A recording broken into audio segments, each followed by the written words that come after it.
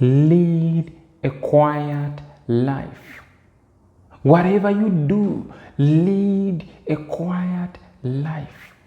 Do not easily give information about you. Do not easily give information about your family. Because there are people that are against you. Not everyone is for you. Not everyone means you well. Not everyone wants to see you succeed. Not everyone is happy when they see you prosperous. There are people right now as I speak who are working against you while you are asleep. They are putting traps for you. While you are away at work, they are plotting for the next trap for you. They are always devising ways to see that you fall down. So it is very important that you do not give information to the enemy. And how do people give information to the enemy? It's through their words. Out of the abundance of the heart, the mouth will speak. So the mouth will only speak what is stored in the heart. If junk is stored in your heart, that your mouth will speak. If your secrets about your family are stored in your heart, your mouth will also speak them out. So it is very important that you put a garrison on your heart. Lead a quiet life. Do not be a person who's found in the company of gossipers. Do not be that kind of person. Do not partake that. Do not also be found trying to accuse different men of God. Don't do that.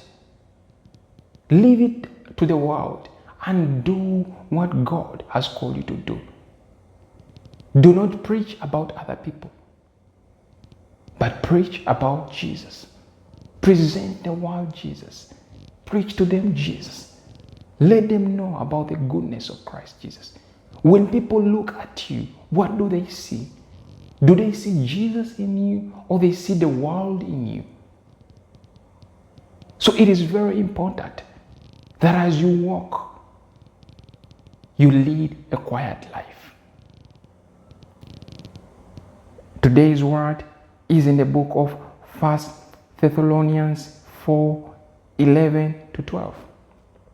1 Thessalonians 4:11-12.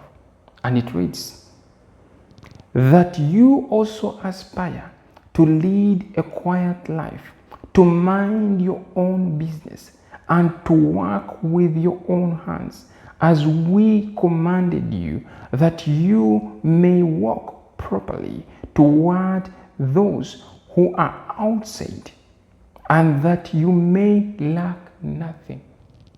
That is it. Scripture is telling you to lead a quiet life. Aspire to lead a quiet life.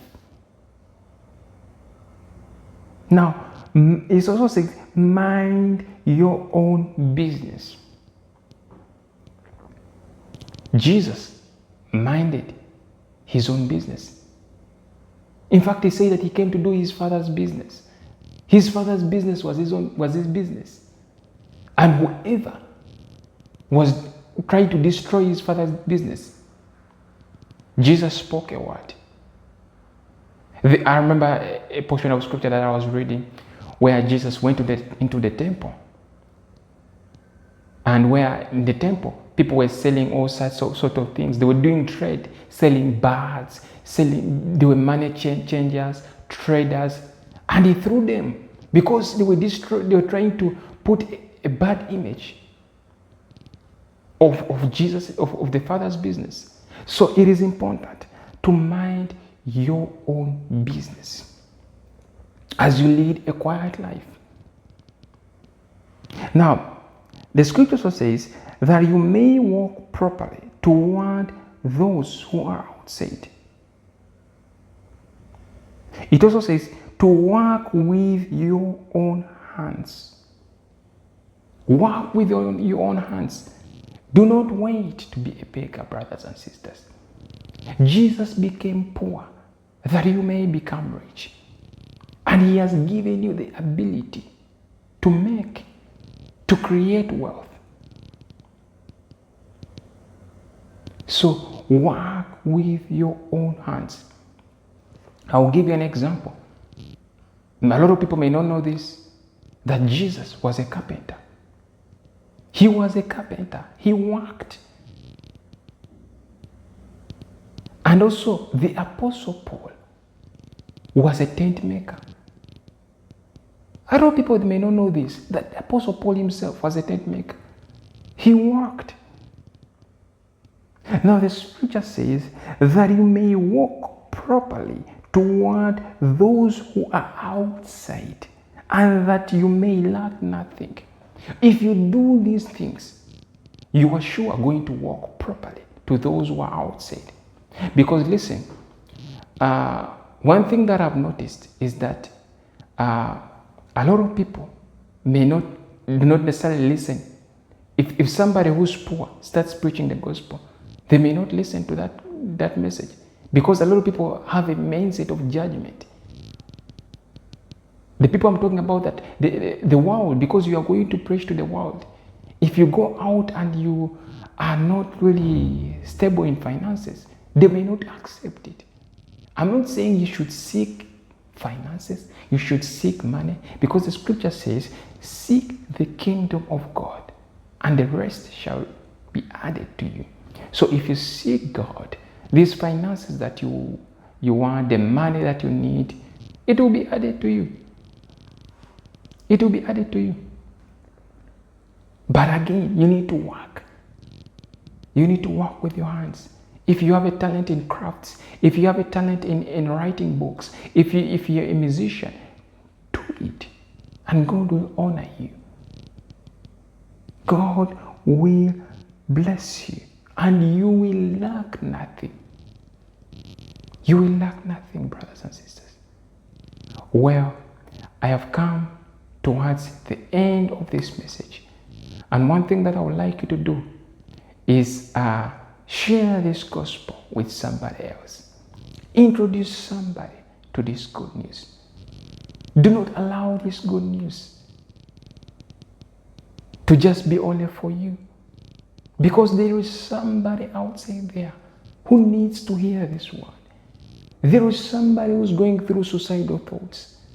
There is somebody who has been afflicted. Right now as I speak, there is somebody who's going through marital issues, divorce. And you need to hear this word. You need to hear this good news. Maybe the reason as to why you went through divorce, maybe the reason as to why you went through affliction, it is because you were not leading a quiet life. And the word, Jesus wants you to lead a quiet life, to avoid all these things, to avoid all these people. Lead a quiet life.